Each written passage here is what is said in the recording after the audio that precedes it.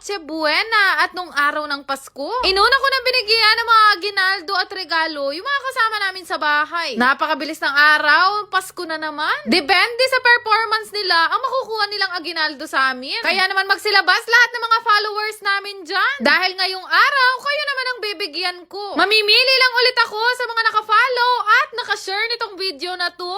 Nakshuta! For today's ganap nga, late na kami nakapamili kanina, kaya late na rin kami nag-start magluto ng aming Noche Buena. Share ko na din sa inyo, nung kabataan ko guys, hindi kami nagluluto kapag Pasko. Okay na sa amin yung may spaghetti at saka meron tinapay. Mas pinaghahandaan kasi namin ang bagong taon, kaya doon na lang namin nilalagay yung budget namin. Pero ngayon, nakakatuwa lang kasi kahit pa paano, nakakapaghanda na tayo kapag Noche Buena. Kaming dalawa ni Bebo ang nag-grocery kanina at yung mga lulutuin ko lang naman, simple lang din dahil konti lang naman kami dito sa bahay. Inuna ko na nga lutuin itong spaghetti sauce. Yan din kasi talaga yung requested nila na lutuin ko nga daw. Dahil kompleto kami ngayon, may makakatulong ako sa pagluluto at paghihiwa ng mga recados. Grabe, bawat dadaanan ko na bahay dito sa amin, amoy spaghetti sauce. Nakshuta? Kapag nagluluto nga ako ng spaghetti, pinamarinate ko naman na kay Bebo yung gagawin nga naming barbecue mamaya. Bukod sa barbecue, ang pantasya ko nga na lutuin ngayon ay asado. Syempre, kakapit ulit tayo sa YouTube University para magawa natin ang pantasya nating asado. Diyos ko, sabe.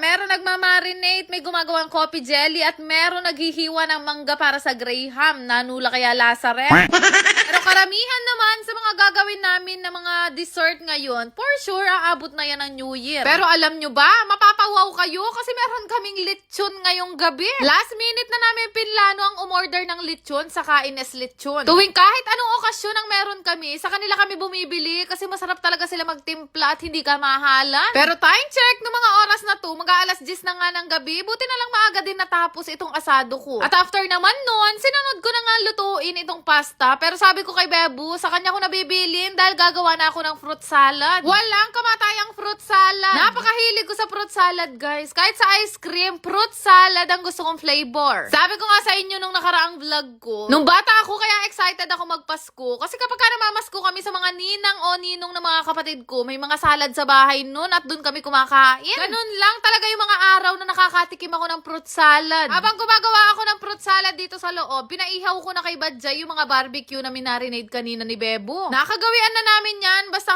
bagong taon o kaya Christmas. Gusto ko talaga may mga barbecue. Nung matapos ko na lutuin lahat ng mga kailangan, pinaayos ko na kay Kabang Nas at kay Apple yung table na pagsesetapan namin. So kanina, bumili na rin naman ako ng cake para syempre magandang tingnan yung lamesa. At after noon, sinandok ko na yung pasta na niluto ni Bebo na Diyos ko, dikit-dikit, tanaksyuta.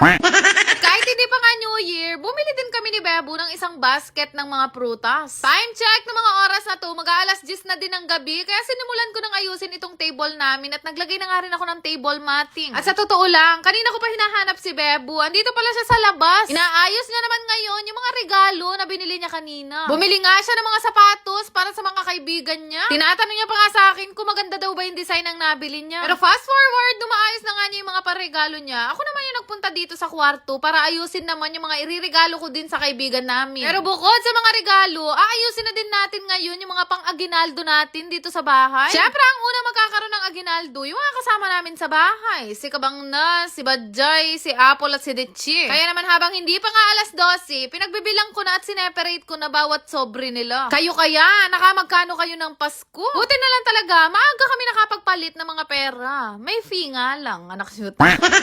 So, ayun nga, dahil nakaligo na nga ako kanina, nagsuklay lang ako at hindi na ako magme-makeup. Dito lang naman kami sa bahay. Pero syempre, kahit Pasko, hindi pwedeng makalimutan ang aking Kilikili Care. Araw-araw, nag-a-apply pa rin ako nitong extra white underarm serum ng KC Rin. Essential ko na yan sa buhay ko dahil yan talaga ang nagpaputi sa kilikili ko. Meron na yung 5% glutathione na nakaka-help talaga magpalighten ng mga discoloration natin sa balat. Alam nyo yan kung gaano ako ka-addict dito sa brand na to. Sa dami ko din kasing nagamit sa kilikili, ito lang talaga yung umeffect sa akin. Na-lessen din yung mga chicken skin ko at hindi ako nangangamoy kahit ito lang yung gamitin ko at hindi na ako magdiyo. At time check, mag-aalas 12 na nga to ng gabi at syempre, December 25 na, kaya mabilisan, ginayak na din namin ni Bebo yung mga paregalo namin sa kanila. Pinagkukuha ko na din sa ref yung mga ni-ref namin kanina ng mga dessert, kagaya nga ng fruit salad, ng graham at coffee jelly. Kayo guys, ano ang handa nyo ng Noche Buena? O diba? Thank you Lord, dahil meron kaming handa ngayon. Ito yung tinatawag na simple pero elepante. And finally,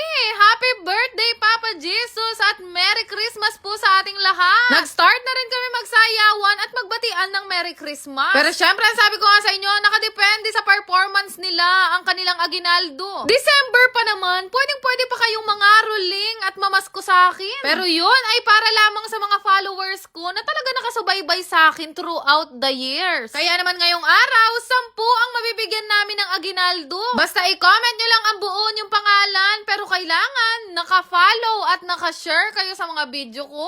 Nakshuta! Yan naman, salamat! Wait! Gusto mo ba ng ayuda? Check mo dyan sa comment section.